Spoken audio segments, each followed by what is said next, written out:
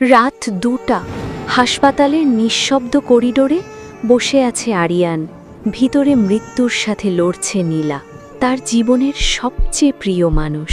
Doctor বলল, আমরা চেষ্টা করছি, কিন্তু সময় খুব কম।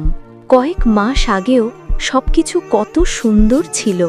আমি যদি একদিন হারিয়ে যাই, তুমি কি আমাকে মনে রাখবে? আমি হারাতে দেব না। কিন্তু আজ সে কিছুই করতে পারছে না। হঠাৎ এক নার্স এসে একটা চিঠি দিল। নীলা আপনাকে দিতে বলেছিল। আরিয়ান, যখন তুমি এই চিঠিটা পড়বে, আমি হয়তো তোমার পাশে থাকব না।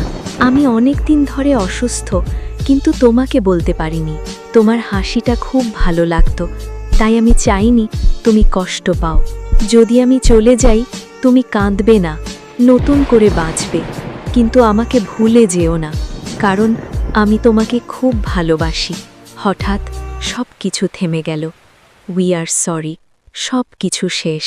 আমি তোমাকে ভুলব না, কোনো দিন না।